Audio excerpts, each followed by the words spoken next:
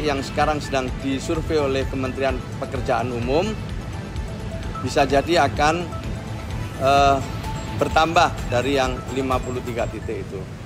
Bersama-sama melapor tentang persiapan penyelenggaraan sekolah rakyat yang tadi telah kami sampaikan. Alhamdulillah ya, seluruh laporan yang kami terima akan kami tindak lanjuti sesuai arahan Presiden tentang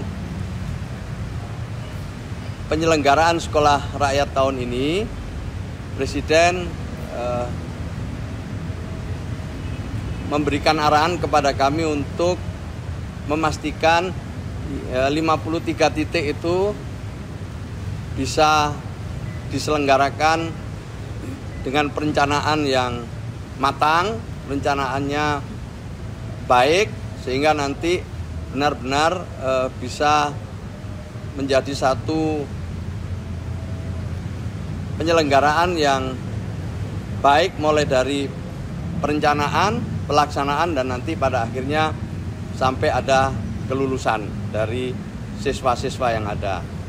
Tahun ini kita mulai di 53 titik, tetapi jika memungkinkan ada beberapa lagi titik yang sekarang sedang disurvei oleh Kementerian Pekerjaan Umum, bisa jadi akan bertambah dari yang 53 titik itu.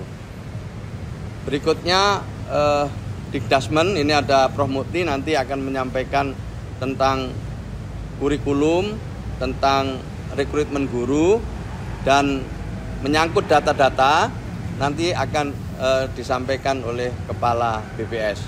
Intinya kami semua mendapatkan arahan dari Presiden untuk bersama-sama ya menyelenggarakan sekolah rakyat ini sesuai dengan tujuan berdirinya sekolah rakyat ini, yaitu yang pertama diperuntukkan bagi keluarga miskin ekstrim, keluarga kurang mampu, keluarga yang berada di desil 1. Desil 1 itu miskin ekstrim dan miskin.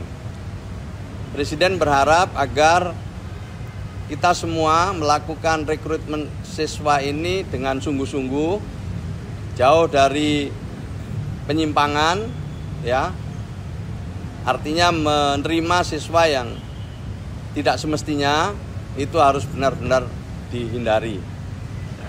Yang berikutnya yang juga kami lakukan adalah persiapan sesuai arah Presiden untuk membangun sekolah rakyat di tahun ini pula di 200 titik di kabupaten, kota, atau provinsi yang benar-benar memenuhi syarat, mulai dari penyediaan lahannya, kemudian memang berada di basis kemiskinan, dan tercukupinya kebutuhan-kebutuhan yang lain.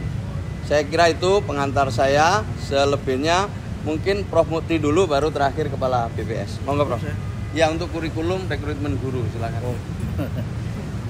Baik, terima kasih. Tadi disampaikan oleh Pak Menteri Sosial bahwa untuk rekrutmen guru akan dilaksanakan oleh Kementerian Pendidikan Dasar Menengah.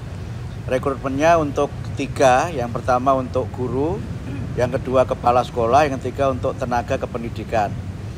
Jumlahnya mungkin tadi sudah disampaikan oleh Pak Menteri Sosial, dan kami menggunakan skema rekrutmen melalui guru-guru ASN dan guru P3K. Saya kira itu terkait dengan rekrutmen guru. Prinsipnya nanti kami akan berkoordinasi untuk pemenuhannya sebagaimana arahan dari Bapak Presiden. Untuk kurikulum, seperti pernah kami sampaikan sebelumnya, menggunakan sistem multi-entry, multi-exit. Artinya murid tidak harus masuk pada tahun ajaran yang sama, mereka bisa masuk kapan saja sesuai dengan kesiapan mereka, dan kemudian mereka juga tidak harus memulai dari kelas yang sama. Mungkin ada yang mulai dari kelas 1, ada yang mulai kelas 2 atau kelas 3, sehingga kami desain kurikulum ini lebih fleksibel, yang memungkinkan mereka dapat belajar sesuai dengan tingkat kemampuannya dan latar belakang pendidikan sebelumnya. Tapi karena semuanya itu di asrama, maka mungkin saja ada murid-murid yang bisa selesai penguasaan materinya lebih cepat daripada murid yang lainnya. Kira-kira itu yang terkait dengan kurikulum dan terkait dengan rekrutmen kepala sekolah, guru, dan tenaga kependidikan. Saya kira demikian, terima kasih.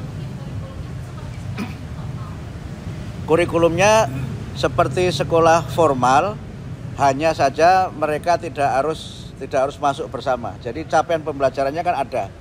Capaian pembelajarannya ada, itu yang nanti mereka akan belajar sesuai dengan kapan mereka masuk dan juga bagaimana latar belakang pendidikan mereka sebelumnya.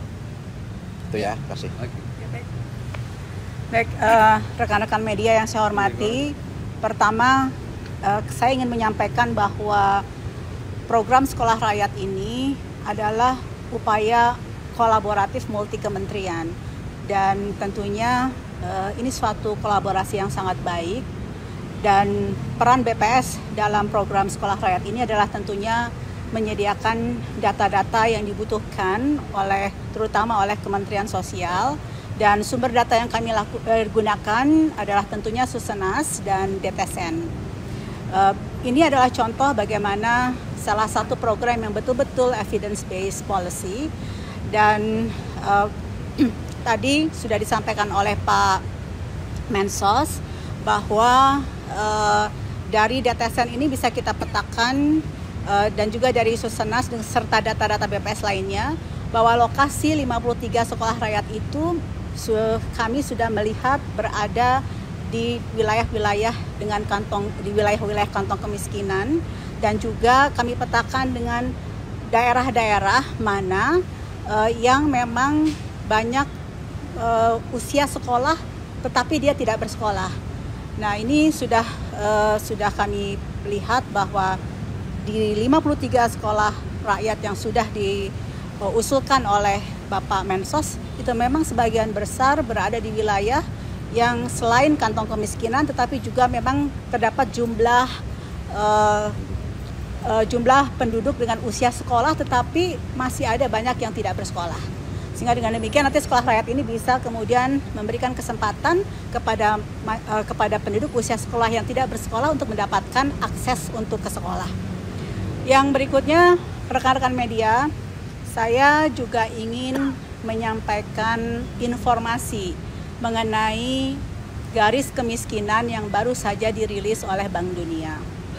Kita perlu bijak dalam memaknai angka yang disampaikan oleh Bank Dunia mengenai kemiskinan yang 60,3% itu. Sebagai informasi Bapak dan Ibu, yang digunakan standar oleh Bank Dunia dan memperoleh data 60,3% itu adalah dengan standar upper middle class yang 6,85 US dollar per kapita TPP 2017.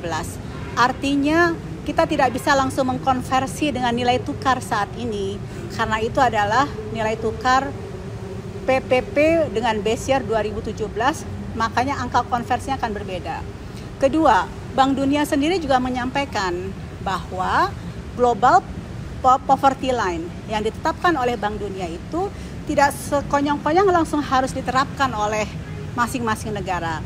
Karena secara bijak, tentunya masing-masing negara itu harus bisa memiliki national poverty line atau garis kemiskinan di negara masing-masing yang diukur sesuai dengan keunikan maupun karakteristik dari negara tersebut.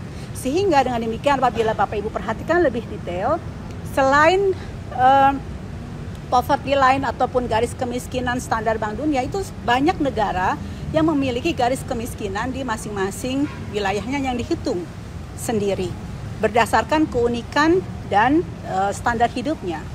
Dan yang ketiga adalah bahwa garis kemiskinan yang Indonesia miliki dan garis kemiskinan yang digunakan untuk menghitung angka kemiskinan, tentunya kita memiliki garis kemiskinan masing-masing provinsi yang berbeda-beda.